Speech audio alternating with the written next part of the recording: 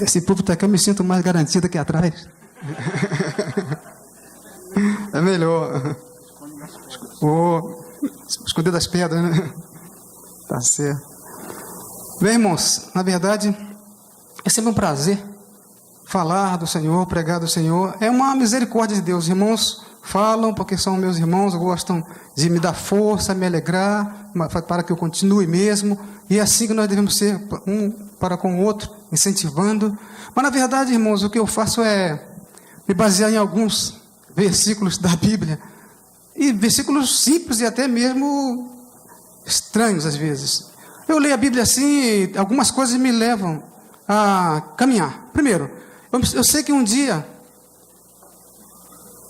Jesus falando com o seu povo, para que não se preocupasse com o dia de amanhã, com o que haver de beber, haver de comer, não é? Porque os passarinhos não plantavam, nem colhiam, e não morriam de fome. Ainda diz lá, não vale mais do que os passarinhos, não é assim? Também falou que não deveria se preocupar com o que havia de vestir, porque os lírios do campo eram bonitos, e depois eles secavam, eram queimados. E Salomão, na sua beleza, nunca se vestiu melhor. E, na verdade, os lírios do campo, quando secam para o fogo, então não valeis mais vós do que os lírios do campo. E daí tem mais dois versículos que me fazem caminhar. Primeiro que, uma vez o povo de Deus houve um rei que queria amaldiçoar o povo de Deus, pegou um profeta para amaldiçoar o povo de Deus, Balaão, e ele queria falar contra o povo de Deus, mas não conseguia.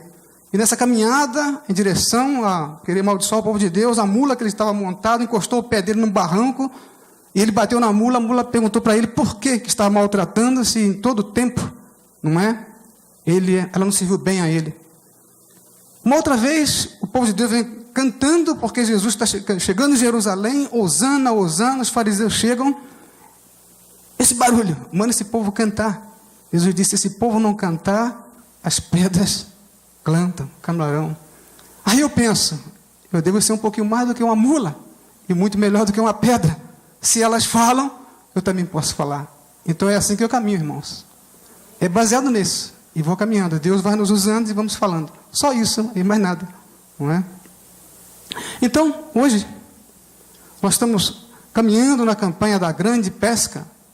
Não é? E a igreja tem feito essa campanha baseada em Lucas, não é? Na grande pesca ali.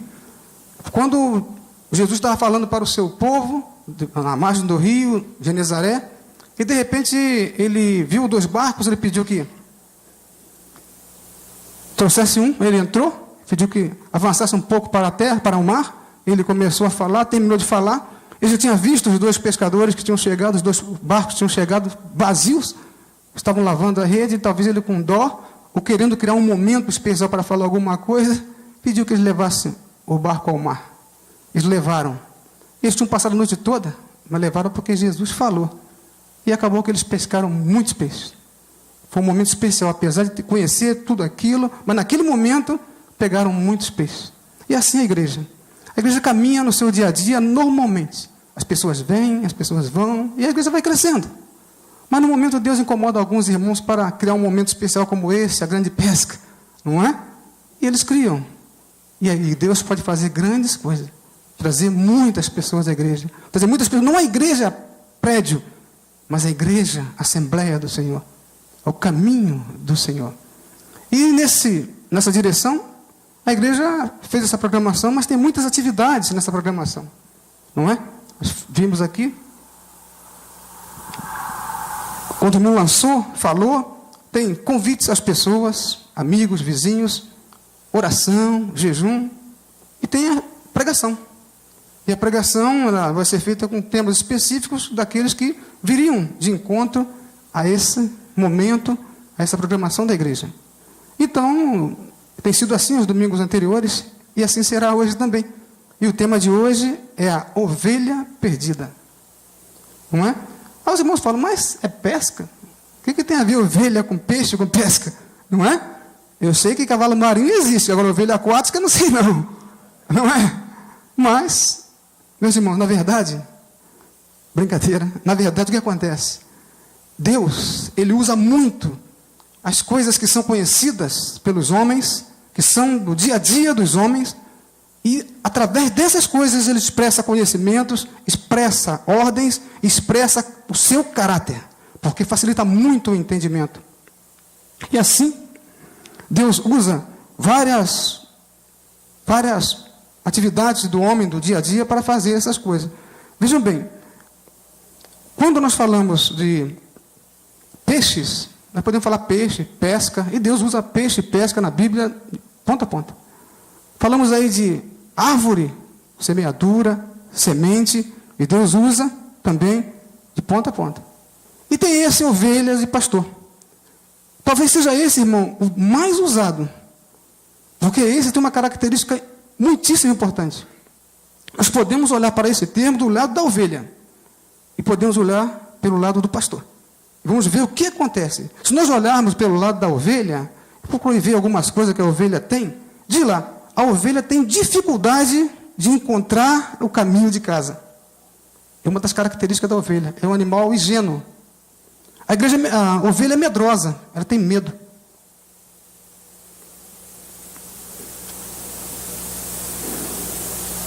E tem dificuldade de perceber o perigo. Tem dificuldade de discernir qual o pasto bom, qual o pasto mau. Ela depende inteiramente do pastor. E ser pastor não é muito fácil, não, porque às vezes tem que ir longe, longe para achar um pasto bom para colocar aquela ovelha, não é? Mas é assim. E quando olhamos pelo lado do pastor, quando eu digo pastor de ovelhas, aquele homem lá no pasto com os animais, ele tem algumas características que agradam muito a Deus. Por quê? Ele apacenta, ele conduz ao pasto. Ele fortalece as fracas.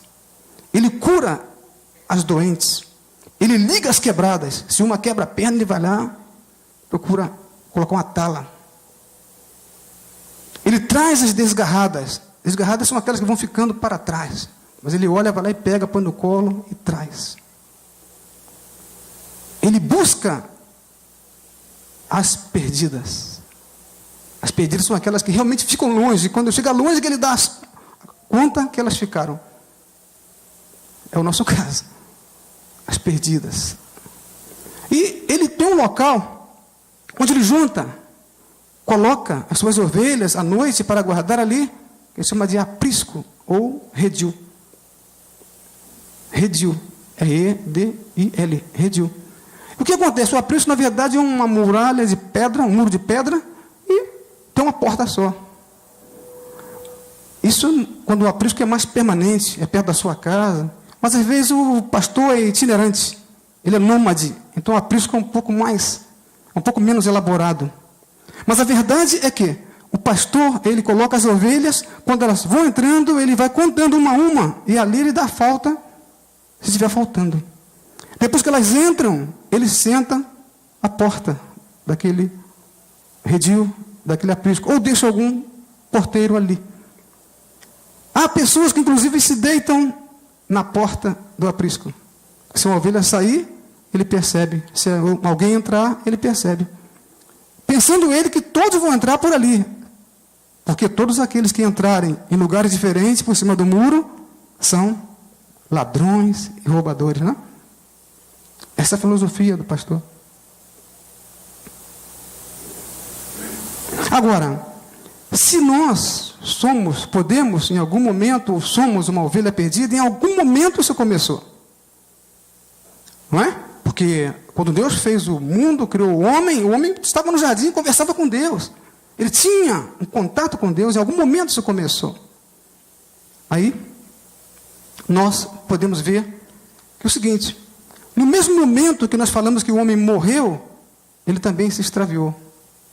Só que quando nós falamos que o homem morreu, nós pensamos, mas Adão morreu, mas como é que Adão teve filhos, filhas depois? Porque nós estamos falando de uma morte espiritual. Fisicamente ele continuou vivo, mas espiritualmente ele morreu.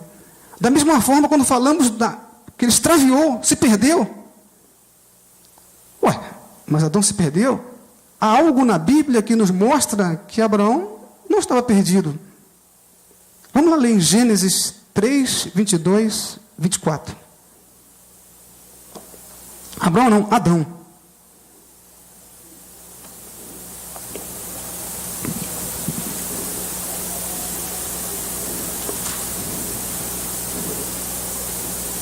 Gênesis 3, 22 e 24.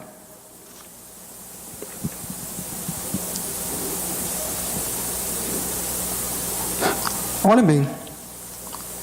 Depois que Adão pecou, diz aqui: então disse o Senhor Deus: eis que o homem é como um de nós, sabendo o bem e o mal.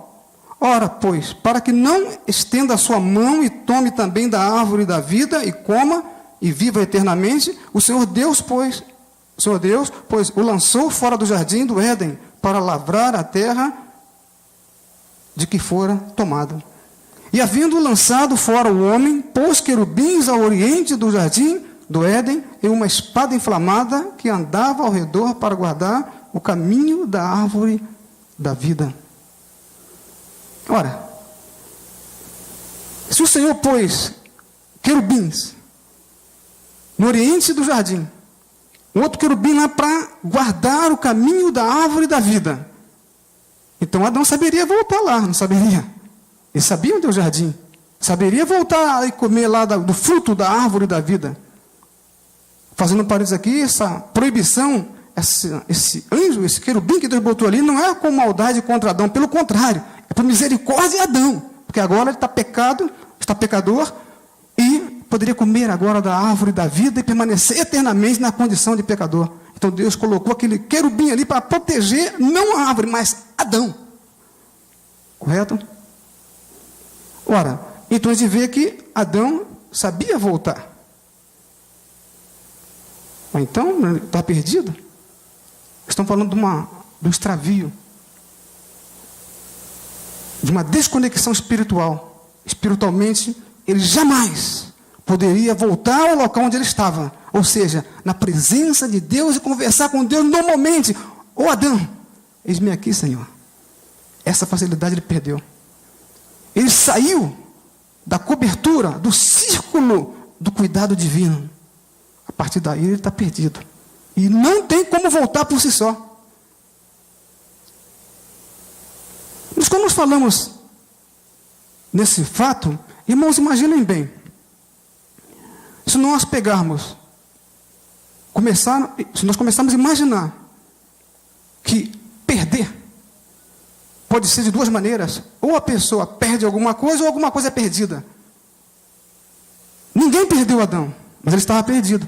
Então, ele se perdeu. Quando falo de uma chave, a chave não se perde. A chave eu perco.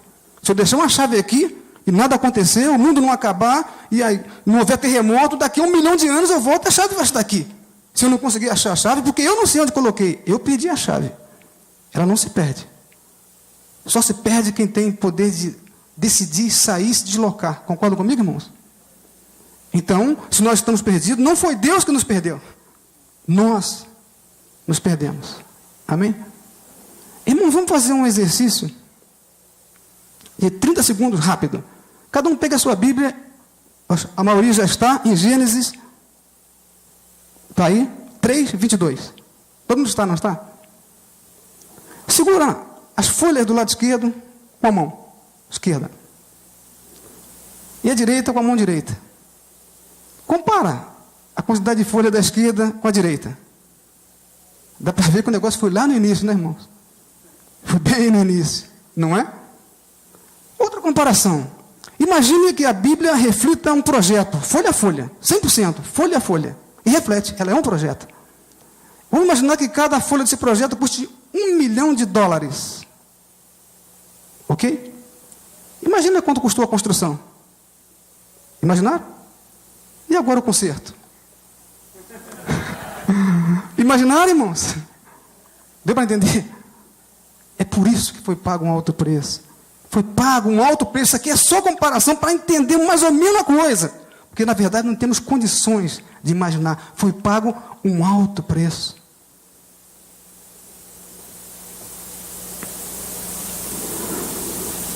Normalmente, quando nós falamos, quando nós viajamos em aviões, eles estão conectados a um centro de controle. E eles falam com o centro de controle o tempo todo.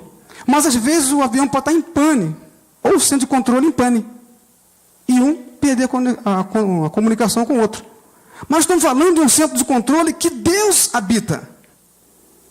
Esse nós sabemos que não deu pane, deu?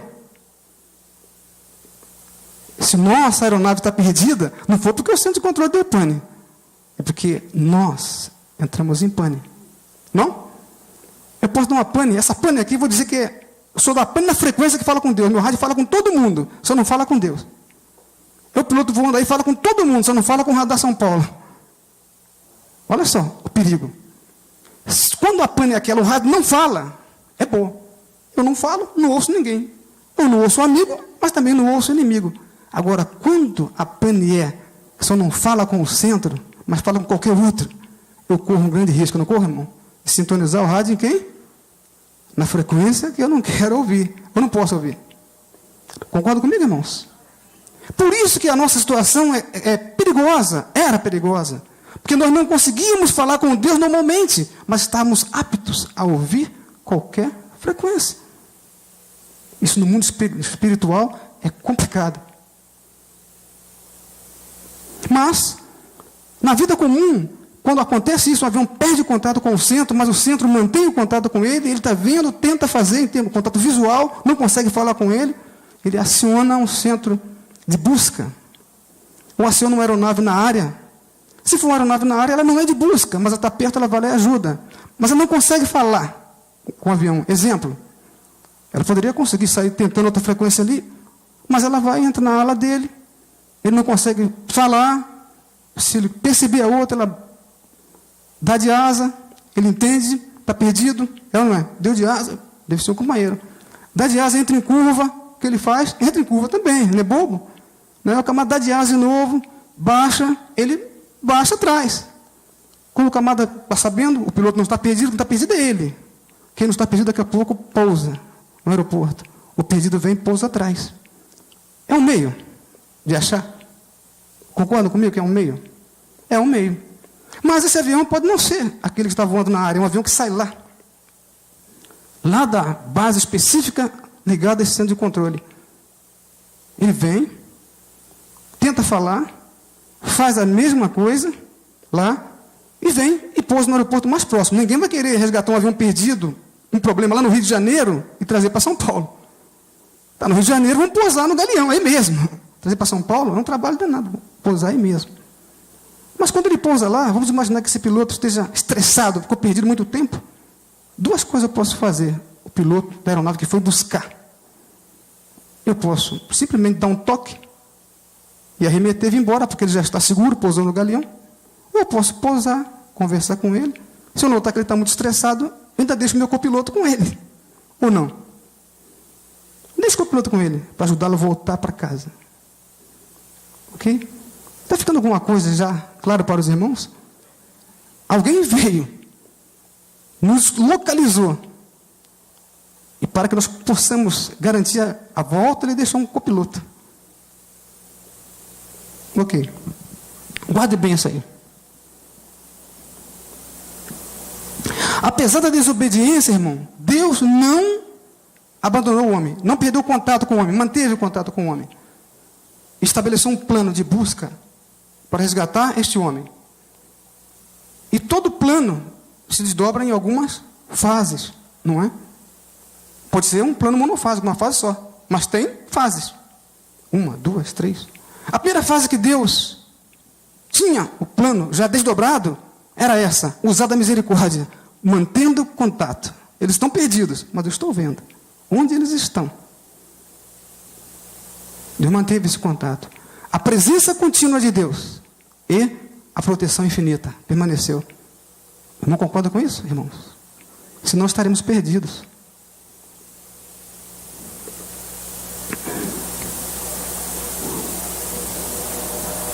Então, no começo, Deus começou a falar com o homem, pessoalmente. Falou com Noé, pessoalmente, através de anjos, mas não através de homens. Mas, às vezes a pessoa viu um anjo de Deus, mas era o Senhor. Vamos dizer que seja o Senhor, e é o Senhor. Falou com Abraão, falou com Moisés, pessoalmente, eu não falava. Deus falava para ele, Abraão, deixa da tua terra e da tua parentela e vai para uma terra que eu hei de dar. Não falou para ele isso, Deus? Aí começou a segunda fase do plano, irmãos. Deus sabia que o homem estava totalmente perdido. Já tinha mandado o dilúvio, não é verdade? E o dilúvio fez aquela catástrofe toda e o homem começou a crescer de novo e voltou a cair no pecado. Do mesmo jeito. Então Deus usou uma segunda fase do plano. Vamos separar esse povo em duas partes. Uma parte ele chamou de meu povo. É o que ele dá com ele diretamente. A outra parte, os demais. Povo de Israel e gentios, nós.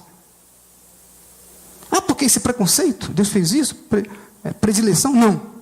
Deus está fazendo um ato pedagógico. É melhor pegar um grupinho, cuidar deles, formá-los aqui, para que eles entendam bem e eles mesmos possam disseminar essas coisas. É verdade que tudo isso não levaria o homem de volta, só. De qualquer maneira, Jesus teria que vir.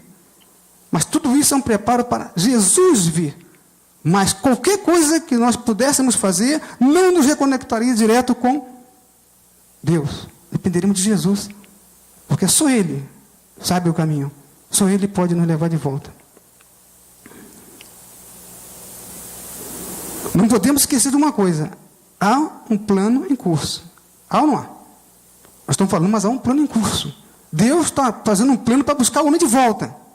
E nesse plano de volta, meus irmãos, é por isso que eu pedi para os irmãos colocarem a mão aqui. Se formos falar realmente do plano da salvação, do resgate desse homem, temos que falar da Bíblia toda. Concorda comigo? Não tem como não falar. Então, não vai dar para falar. Mas vamos pular em alguns pontos importantes para que nós entendamos isso.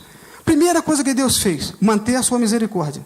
Segunda coisa que Deus fez, separar homens. Estou dizendo assim, coisas palpáveis. Deus tem feito muitas coisas, mas no nosso entendimento fez isso. Separou o povo de Israel. E começou a trabalhar naquele povo. Falou para Abraão, queria mandá-lo por uma terra. Depois, no versículo 15, no capítulo 15 do mesmo livro de Gênesis, ele diz lá. Vamos ler lá. Estão pertinhos aí?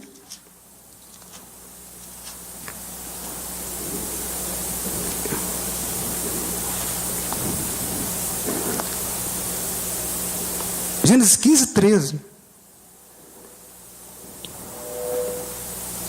Deus tinha prometido a Abraão que ia levá-lo para uma terra prometida. Mas aqui no 15, 13 e diante, ele diz: então disse a Abraão: saibas de certo que peregrina será a tua semente em terra que não é sua, e servi-los-á e afligi-la-ão 400 anos. Mas também eu julgarei a gente a qual servirão, e depois sairão com grandeza, com grande fazenda. E tu irás a teus pais em paz, em boa velhice serás sepultado. E a quarta geração tornará para cá, porque a medida da injustiça dos amorreus não está ainda cheia. Meus irmãos, isso aqui é importantíssimo. Deus, Ele, quando deixou a sua misericórdia vigorando, todos os homens tinham acesso a ela, todos os homens. Através da natureza que mostrava aos homens a mão de Deus, através do dilúvio que trouxe para aquele povo uma grande lembrança. Mas havia, naquele momento, grandes coisas acontecendo. No Egito, não é? A civilização egípcia estava lá. O próprio faraó dizia: eu sou Deus. Não é assim? Lá em Canaã, o povo procurava outros deuses. Por quê? Porque eles só não conseguiam ligar na frequência de Deus, mas ligavam na frequência de qualquer um. E faziam o que queriam lá. Matavam criança, dedicavam a outros deuses. E Deus está vendo aquilo tudo. Mas Deus quer buscar o homem, inclusive eles. Inclusive os egípcios, todos os homens. E Deus é obrigado, naquele momento, parar, formar um povo e começar a trabalhar ali. Trabalhar ali, trabalhar ali. E Deus pega esse povo e joga no Egito. E começa a Deus a trabalhar. E diz: põe o povo ali o tempo, o faraó começa a fazer aquelas coisas todinhas, sacrifica o povo de Deus, põe no cativeiro, Deus vai buscar. E nessa busca, Deus faz duas manifestações, para os egípcios e para o seu povo. Quando ele pega, leva aquelas pragas aos egípcios, destrói o exército de faraó, ele sempre disse, em todo o tempo: e endurecerei o coração de faraó, e ele saberá que eu sou Deus. Irmãos, prestem atenção nessa frase: ele saberá que eu sou Deus. Quando Deus colocou o querubim lá no jardim, com a espada, essa árvore era a árvore da vida eterna, porque o homem pegou a do conhecimento. Mas saber quem é Deus é a verdadeira vida eterna, não é? Jesus disse: a vida eterna é esta, Pai, que te conheçam como único Deus e a mim como teu filho. Isso é vida eterna. Então Deus pega e ele saberá que eu sou Deus. Por quê? Deus queria que todos soubessem que ele era Deus. E Faraó estava dizendo que ele era Deus. Então, naquela manifestação, ele já mostrou para o povo, eu sou Deus. Agora eles começam a conhecer que eu sou Deus. Faraó já foi. Mas naquela mesma atitude, ele pega o povo dele, sai e cruza o Mar Vermelho. E mostra para o seu povo, eu tenho poder. Eu domino tudo o que eu quiser. Eu levo vocês, eu protejo vocês. Começou a mostrar ao povo quem era ele. Estão entendendo? Deus fez tudo isso para que o povo começasse a ver. Poxa, que Deus é esse? Abre o mar. Ele pega o povo e leva lá para o Monte Sinai. Lá para o pé do Sinai, deserto, ali. E ali ele fala com Moisés e dá a lei, os 10 mandamentos. Ou seja, o homem não conseguiu chegar a mim por um simples ato de obediência. Então agora eles vão chegar pelo conhecimento de quem eu sou. E deu a lei. Começou a mostrar ao homem quem era ele. É assim que eu sou, falando para o homem. Ele pega Moisés, manda construir o tabernáculo. E no tabernáculo ele dá um modelo da sua santidade, do relacionamento que ele tem com o homem. Eu sou Deus, eu sou santo, estou no santo lugar. Mas há uma separação. Vocês vão ter que romper esta separação para chegar aqui. E cria ali o sacerdócio. No livro de Levítico, diz como se relaciona no templo e com toda aquele cerimonial, ele fala como é que se relaciona no templo. E forma a primeira função que tinha a ideia de levar o homem de volta. É a função sacerdotal. Ok? Porque esse homem ia aprender de Deus as suas leis, aprender de Deus as suas exigências e ia indicar ao povo. Eu estou falando no plano espiritual. Olha o trabalho que nós estamos dando a Deus para levar-nos de volta a casa. Ele teve que deixar um povo todo, formar um, e começa a falar. E esse povo vai. Daqui a pouco, esse povo está preparado ali, conhece a lei, conhece os fundamentos, e vamos partir. Aí Deus pega, faz um censo, o livro de número, não vamos falar porque vai demorar muito. E vamos pelo deserto. Vamos lá para o povo de Deus. Chega no deserto, o povo empaca e começa com incredulidade, jogando para fora, para trás, tudo aquilo que tinha visto. E Deus olha, eles ainda não conseguiram entender que eu sou Deus. E esse povo vai caminhando em direção à terra da promessa, fica 40 anos ali.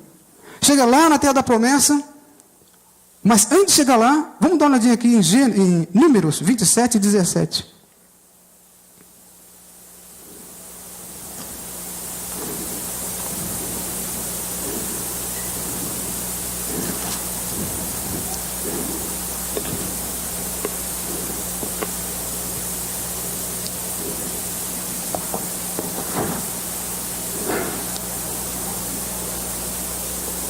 Vamos ler do 12 em diante, irmãos. Aí um texto que fala sobre Moisés. Moisés talvez tenha sido desses homens aí o que mais tem entendido do plano de Deus e o que Deus queria. E olha, ele comete lá uma falta no meio do caminho e por causa disso, Deus não o deixa entrar. E é uma falta que a gente pensa que é banal, mas ela está ligada ao plano de Deus. Porque Deus, tudo que ele fez para trás, o que? Para manifestar a sua glória e o seu poder. Ele pega lá no meio do deserto, quando o povo está reclamando com Moisés, pedindo água, ele fala, Moisés, fala com a rocha. Moisés vai e bate na rocha. Deus chateou com aquilo, por quê? Perdeu uma grande chance, mas mais uma chance que você teve de manifestar a minha glória. Bater numa rocha, vocês podem pensar que saía água de chuva. Agora, conversar com a rocha e sair água é bem diferente, né? Meu irmão, concorda comigo? Devido a isso, olha o que aconteceu. Mas tem um ensinamento aqui. Depois disse o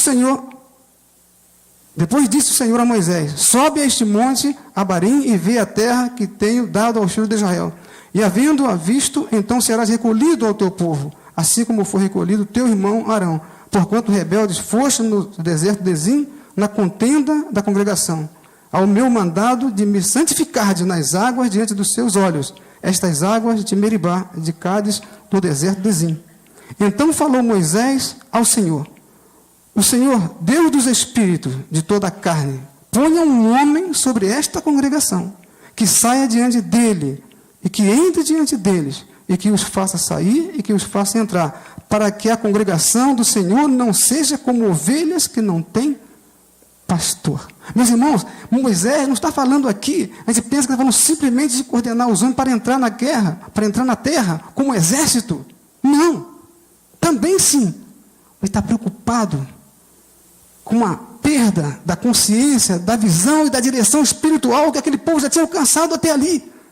Então tem que pôr um homem que conduz esse povo, que ele entra e saia. Tanto é que Deus, quando fala com Moisés na resposta, ele diz embaixo aqui, no 18, então disse o Senhor a Moisés, toma para ti a Josué, filho de Num, homem em quem há o Espírito, e põe a tua mão sobre ele, tem que ter o Espírito, e apresenta-o perante a Eleazar, o sacerdote, e perante toda a congregação, e dá-lhe mandamentos aos olhos deles. Então Moisés está preocupado com aquela continuação, com a continuidade daquele serviço, daquele povo ligado a Deus. Tanto é verdade que quando Deus chama Josué, o que ele diz para Josué? Não vamos ler lá. Moisés, meu servo é morto, pega esse povo e faça entrar na terra da promessa. Não te afaste da palavra desta lei, e nela medite dia e noite para que vá bem. Ninguém se susterá diante de ti. Olha só, para que ele conseguisse todas as coisas, inclusive as guerras, era necessário que ele permanecesse na palavra desta lei. Porque, na verdade, o que Deus estava fazendo era um desdobramento terreno, mas de um grande plano espiritual. Ele poderia entrar ali com toda a estratégia do mundo, ganhar todo mundo, e deixar o povo sair de diante da lei.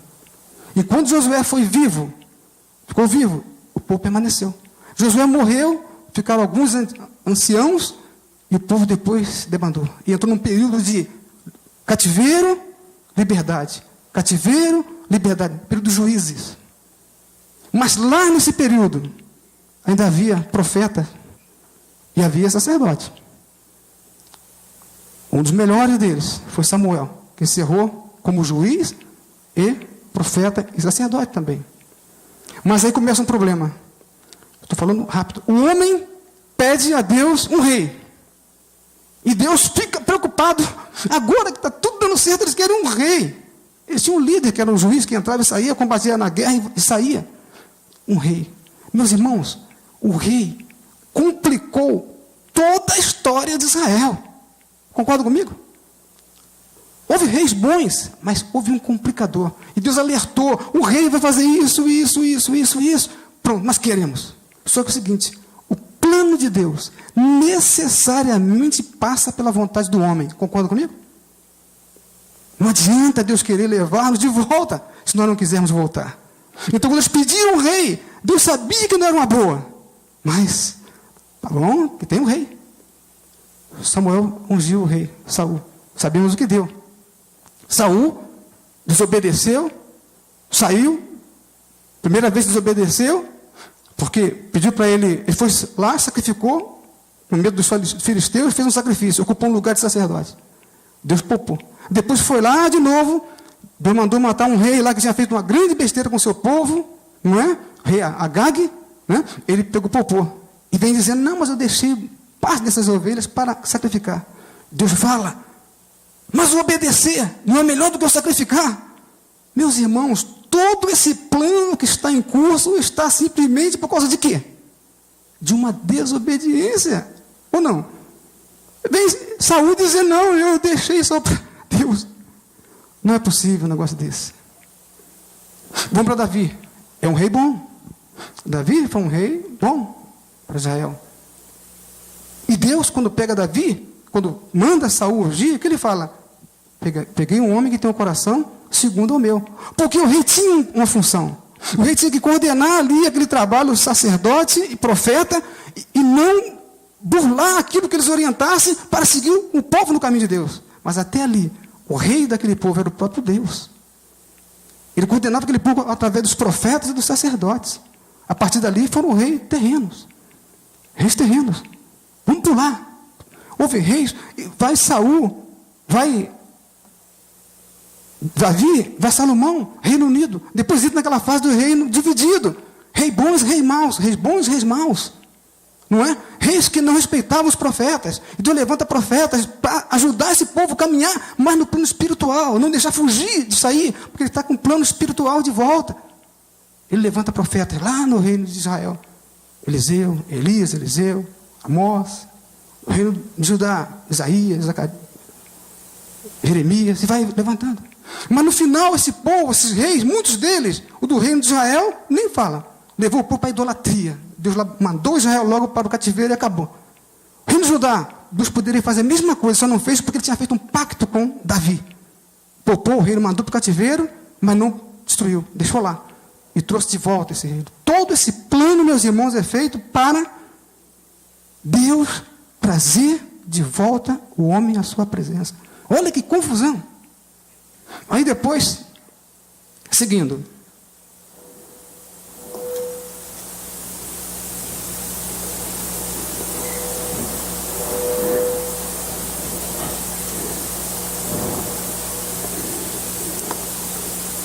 Tudo que eu falei é para mostrar a confusão que foi criada no plano de Deus, não por Deus, pelo homem, entre reis, profetas e sacerdotes. Deus fez aquilo tudo para dar certo, mas acabou que Deus teve que mandar o povo para o cativeiro. Agora vamos ver lá no cativeiro um profeta, Ezequiel, que disse, Ezequiel 34.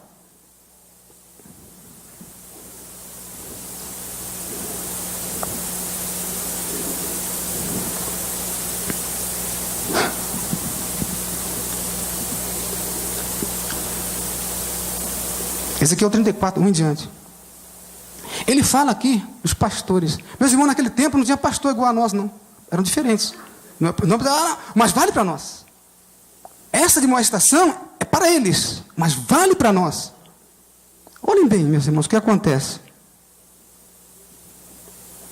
Ele está falando aqui para os profetas, não os bons profetas, os profetas falsos. Falando para os sacerdotes, não os bons, mas os maus que tinham, os reis maus. Ele diz: eles eram os pastores daquele povo. E veio a minha palavra do Senhor dizendo: filho do homem, profetiza contra os pastores de Israel. Profetiza e diz aos pastores: assim diz o Senhor Jeová: ai dos pastores de Israel, que se apacentam a si mesmos, não apacentarão os pastores as ovelhas? Comeis a gordura e vos vestis da lã e degolais o cevado, mas não apacentais as ovelhas? A fraca não fortalecestes, e a doente não curastes, e a quebrada não ligaste, e a desgarrada não tornaste a trazer, e a perdida não buscaste. Lembra daquelas funções do pastor lá atrás que eu li? Lembra disso? Mas dominais sobre elas com rigor e dureza. Assim se espalharam por não haver pastor, e ficaram para pasto de todas as feras do campo, porquanto se espalharam. As minhas ovelhas andam desgarradas por todos os montes e por todo alto outeiro. Sim, as minhas ovelhas andam espalhadas por toda a face da terra, sem haver quem as procure, nem quem as busque. Portanto, ó pastor, ouvi a palavra do Senhor. Vivo eu, diz o Senhor Jeová, visto que as minhas ovelhas foram entregues à rapina e vieram a servir de pastos a todas as feras do campo. Por falta de pastor, e os meus pastores não procuram as minhas ovelhas, pois se apacentam a si mesmos e não apacentam as minhas ovelhas. Portanto, ó pastores, ouvi a palavra do Senhor. Assim diz o Senhor Jeová: eis que eu estou contra os pastores e demandarei as minhas ovelhas da sua mão. E eles deixarão de apacentar as ovelhas, e não se apacentarão mais a si mesmos. E livrarei as minhas ovelhas da sua boca, eles não servirão mais de pastos. Porque assim diz o Senhor Jeová: eis que eu, olha só, eu li esse texto, eis que eu mesmo, procurarei as minhas ovelhas, e buscarei. Como o pastor busca o seu rebanho no dia em que está no meio das suas ovelhas dispersas, assim buscarei as minhas ovelhas, e as farei voltar de todos os lugares por onde andam, espalhadas no dia de nuvens e de escuridão. E as tirarei dos povos, e as farei vir dos diversos países, e as trarei à sua terra, e as apacentarei nos montes de Israel, junto às correntes e em todas as habitações da terra. Em bons pastos as apacentarei, e nos altos montes de Israel será a sua malhada. Ali se deitarão numa boa malhada, e pastarão em pastos gordos nos montes de Israel. Eu apacentarei as minhas ovelhas, e eu o farei repousar, diz o Senhor Jeová. Meus irmãos, Deus fez tudo aquilo não para salvar o homem só. Ele sabia que aquilo não salvaria o homem, mas daria ao homem uma condição de povo preparado para receber aquele que verdadeiramente salvava. E mesmo assim esse povo estava para lá e para cá, para lá e para cá. Tanto é verdade que lá em João 1 diz, na verdade, no princípio era o verbo e o verbo estava com Deus. Depois de lá, veio para os seus, não diz lá? E os seus o quê? Não o receberam. Mas a todos quantos lhes receberam, deu o quê? Deu-lhes o poder de serem feitos filhos de Deus. Olha bem, depois de um trabalho desse todo, veio para os seus, e os seus não lhe receberam. Meus irmãos, está falando aqui do povo geral? Dos judeus. Daquele povo que ele separou para implantar nele um modelo para depois eles espalharem pelos demais povos. Não adiantou. Ok. Esse texto é importante, porque nós vamos ver a preocupação de Deus como pastor. Da ideia que eu estou falando, estou dando presa nos pastores, né? Não é. É para que o povo pense e veja a preocupação de Deus como pastor.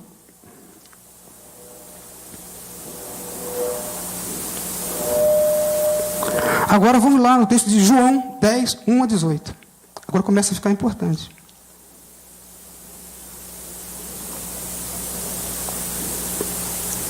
João 10, 1 a 18.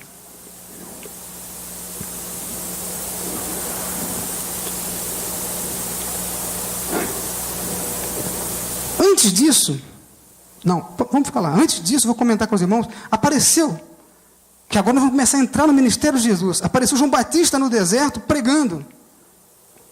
Arrependei-vos, na verdade, arrependei-vos, cada um, porque está entre vós o reino de Deus. Ora, é chegado o reino de Deus. Está lá em Mateus, João 1, está em Mateus também. Arrependei-vos. No João 1, Mateus. O que acontece? Ele fala desse arrependimento em relação a Jesus.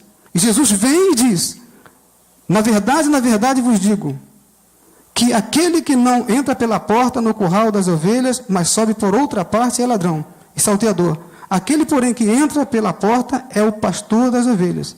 A este o porteiro abre e as ovelhas ouvem a sua voz, e chama pelo nome, e as suas ovelhas as traz para fora. E quando tira para fora as suas ovelhas, vai adiante delas, e as ovelhas o seguem porque conhecem a sua voz. Mas de modo nenhum seguirão o estranho, antes fugirão dele, porque não conhece a voz dos estranhos. Era uma das características das ovelhas, com toda aquela problemática que ela tem uma capacidade enorme de identificar a voz do seu pastor.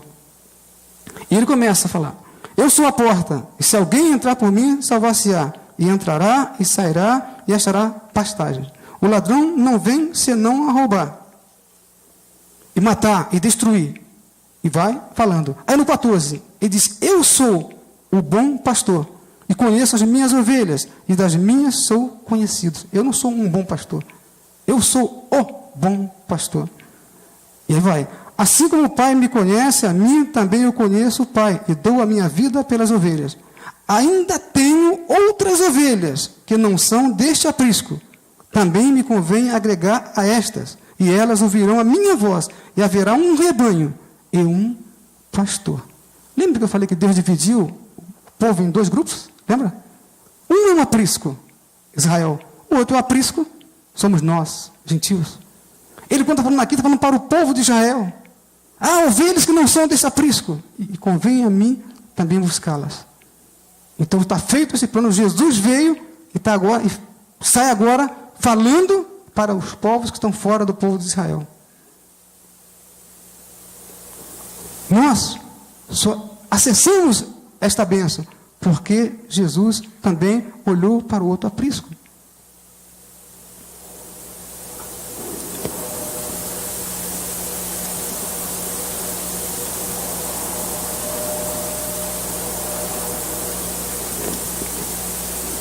E Deus deu uma preferência ao povo de Israel, não porque fosse melhor, mas ele veio para eles. E esse povo, sim, deveria trazer para nós o conhecimento conhecimento de Jesus através do seu exemplo, através do que Deus falou para ele.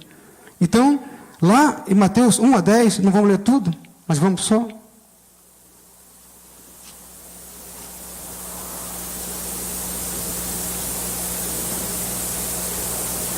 Mateus 10.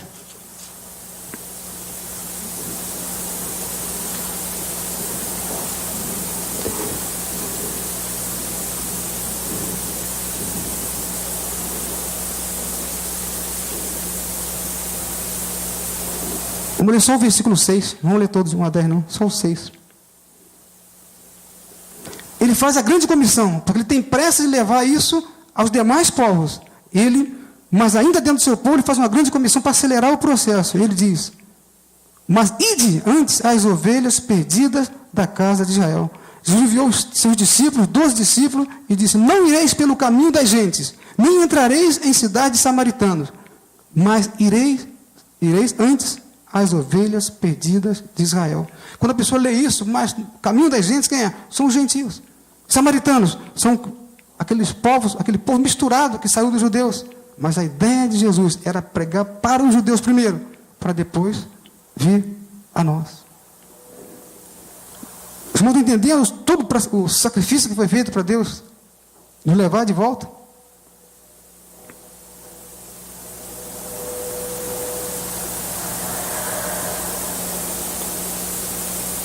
Pois bem, nós sabemos que foi feito todo esse sacrifício para Deus nos levar de volta. Jesus veio, deixou a sua palavra com os discípulos, deixou a sua palavra com o povo de Israel e veio para nós. E no final da sua palavra ele diz lá, orando em João 17, ele diz lá no momento: Senhor, Pai, eu não rogo pelo mundo, mas sim por estes. Já falamos aqui algumas vezes. Só pelos discípulos. E mais adiante ele fala: mas também por aqueles que hão de crer em mim. Efésios 2:8, a salvação a salvação é pela fé, é pela graça através da fé. E isso não provém de vós, é um dom de Deus. A nossa fé, por mais que nós queiramos fazer isso aqui, ela é importante, mas nós só vamos ser salvos pela graça, porque Jesus veio. O plano de Deus tem duas partes. Primeiro, fé.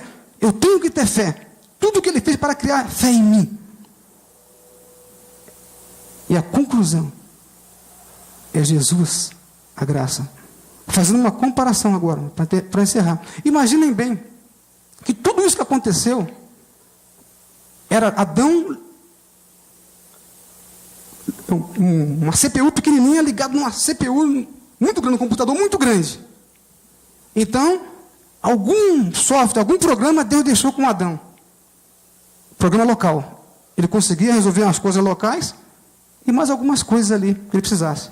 Mas as coisas mais difíceis, ele teria que estar ligado ao computador central. Estão entendendo? O software violento está no computador central. Quando Adão pecou, o que ele fez? Ele rompeu com a ligação com o computador central. Mas ele conseguia resolver algumas coisas. É por isso que nós conseguimos fazer muitas coisas. Porque há um programa local que estava nele, continua nele. Ele despencou, saiu do computador central, mas continuou fazendo as coisas. O que Jesus faz? Jesus vem de lá, daquele computador central, e vem como se tivesse um cabo ligado lá, vem se aniquilando, se aniquilando, se aniquilando, se aniquilando, para chegar no mesmo status que nós estamos, vai se aniquilando, mas sem poder perder a conexão com o computador central, porque ele precisa de muitas coisas complexas para resolver, e ele vem se aniquilando, até chegar na nossa, vamos dizer, dimensão, sei lá, uma palavra ruim de usar aqui, na nossa situação, para poder estabelecer o quê? Um diálogo conosco, mas sem perder o computador central. Meus irmãos, fazer a terra, criar o mundo, talvez seja mais fácil do que fazer isso. Olha só interessante. Porque fazer coisas, criar coisas, ser glorificado é bom, não é bom? Agora, perder a glória, jogar tudo fora, começar a se aniquilar, virar um pó, como nós, é muito mais difícil. Jesus fez isso, irmãos. E agora ele estabeleceu um contato conosco. estabeleceu um contato conosco, já consegue falar. É aquele piloto que não conseguia falar com o centro, mas agora já consegue falar um pouco. O que Jesus quer fazer é levar de novo a nossa conexão ao computador central. Porque por enquanto nós conseguimos falar com ele, porque ele veio à nossa dimensão e está falando conosco. Mas quer levar ao computador central. Aí, para encerrar, irmãos, vejam bem, Jesus veio, fez essa conexão de novo para nós, para que possamos acessar as coisas difíceis da vida. Nós sabemos o que vai acontecer amanhã, irmãos? Sabemos? Não. Nós sabemos decidir as coisas bem? Não. Nós temos medo? Temos. Sabe por quê? Porque o software que resolve isso está no computador central. É simplesmente assim. Quando Adão se desconectou, ele perdeu essa capacidade de discernir, tem medo, não sabe amanhã, não sabe se compra, se vende, se fica, se vai. Não é assim? Nós somos assim, fico ou vou? Compro ou não compro? Sai do emprego ou não sai? Não é assim? Coisas banais nós não conseguimos decidir.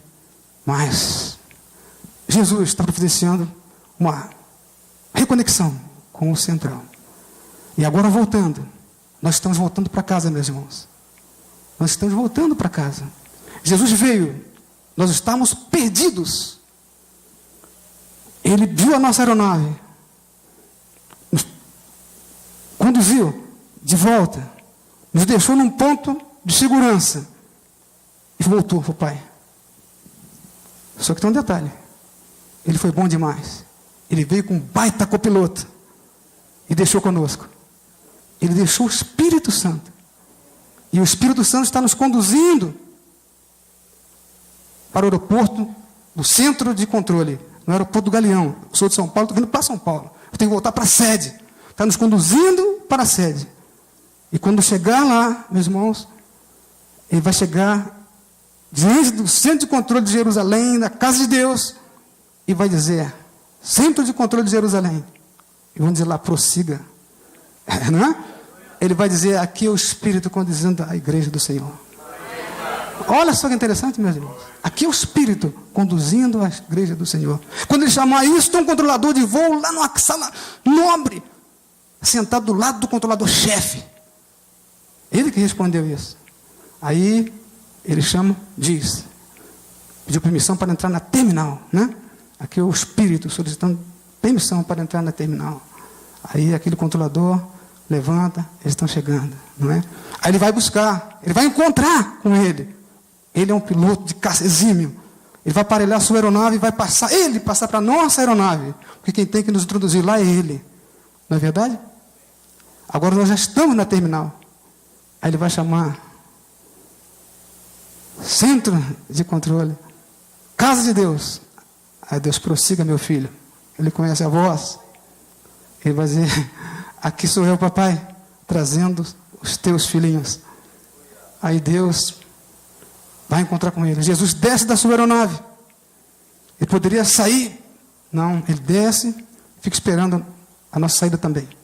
De braços abertos, ele diz: vinde bendito do meu Pai, para o lugar que está preparado para vós, desde antes da fundação do mundo. Meus irmãos, tive que correr um pouco para mais. Os irmãos, é bom que leiam isso, irmãos. É importante que nós tenhamos noção do que foi falado hoje. É uma confusão, é um plano complicado e caro. Por causa de um erro, por causa de uma desobediência, irmãos. Mas é que nosso Pai é caro, é rico. Não se importa para ele gastar 1 milhão para fazer e 10 bilhões para refazer. Para ele é uma coisa. Rico demais. Vamos ficar de pé, irmãos.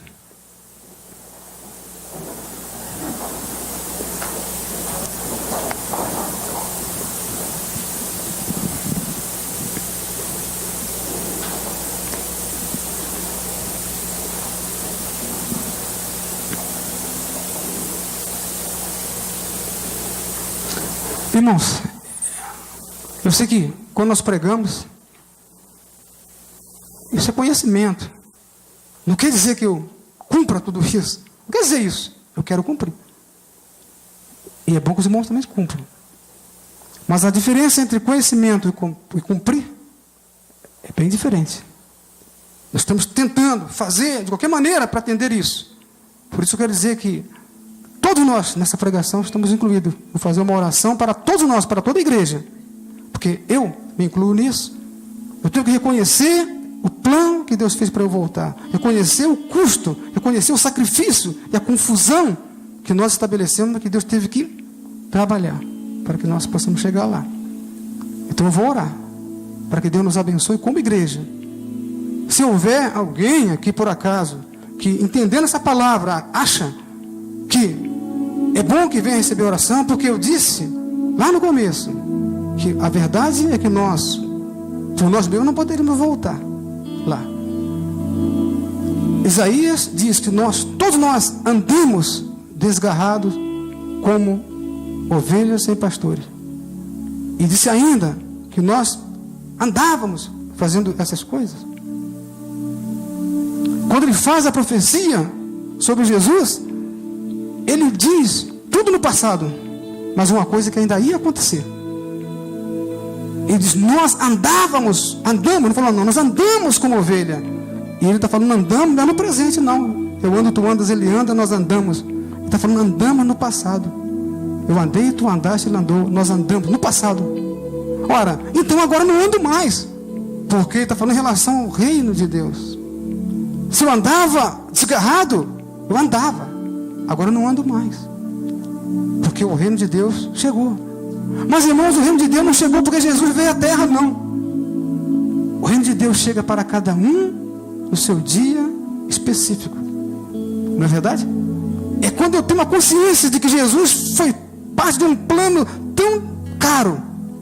A partir desse momento, consciência, aí sim, eu deixei de andar com uma ovelha desgarrada. A ovelha perdida não é o irmão que não veio à igreja hoje. Não é o irmão que não veio à igreja há 3 meses. Ele pode não ter vindo há 2 meses, 3 meses, mas está bem conectado, né, irmãos? Então é isso. Vou orar para que Deus nos abençoe. Se houver alguém que precisa de alguma oração específica para reforçar a sua vontade, que Deus abençoe para que ele permaneça nessa condição, para que ele facilite que a entrada do Espírito nele seja para sempre, pode vir à frente, nós vamos orar. Mas se não quiserem vir, não faz mal, vamos orar como igreja.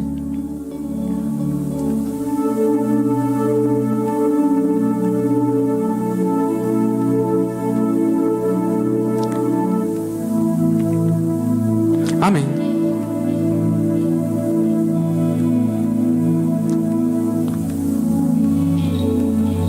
Amém. Vamos orar, Senhor, para que Deus nos abençoe. Senhor nosso Deus, Pai querido, obrigado mais uma vez pela oportunidade que o Senhor nos dá. O Senhor nos reuniu aqui esta noite, Pai querido, porque o Senhor tinha alguma coisa para nos dizer de muito importante. Eu tenho certeza que o Senhor disse, eu tenho certeza que o Teu Espírito Santo está em nós, eu tenho certeza que Ele nos guiará ao longo de toda a caminhada, Pai querido. E então nós como igreja agora, especificamente Teu servo que aqui está à frente, Pai querido, nós queremos invocar sobre a Tua igreja, sobre o Teu servo, a plenitude do Teu Espírito Santo, Pai querido. Que em todos nós permaneça a certeza da Tua presença. Que em todos nós permaneça, Senhor Deus, a certeza do sacrifício que Tu fizeste para construir um plano que nos levasse de volta à Tua presença. Pai querido, nós queremos estar na Tua presença em todo o tempo. Nós queremos estar na Tua presença permanentemente, Senhor. Então vem, enche a Tua igreja do Teu poder. Enche a Tua igreja, Senhor, da Tua misericórdia e graça. Senhor Deus, dá-nos sabedoria para compreendermos a dimensão desse plano que o Senhor fez. Dá-nos, Senhor, sabedoria para compreendermos o significado de reconectarmos a Ti, reconectarmos com a Tua presença, voltarmos, Senhor Deus, para o centro de controle, voltarmos, Senhor, para a Tua vontade. Pai querido, nós estamos cansados, Pai, de não ter capacidade de decisão, ter dúvida dali, ter dúvida daqui, ter medo dali, ter medo daqui. Pai querido, reconecta-nos com o Teu poder, Senhor. Dá-nos sabedoria, dá-nos autoridade, Senhor. Não para que possamos ser glorificados, nada disso, mas que para que possamos cumprir o Teu propósito. Deus, enche a tua igreja, enche este lugar, abençoa esta campanha que está sendo feita agora, Senhor Deus, que muitas pessoas venham para a tua presença. Não estou dizendo, venha para a igreja de Vila Mariana, nada disso, mas estou falando para qualquer igreja na face da terra, que eles ouçam a tua palavra, Senhor Deus, e voltem para o reino, para a tua presença. Nós oramos, Pai querido, em nome de Jesus, em nome de Jesus, Senhor. Amém, amém e amém. Amém.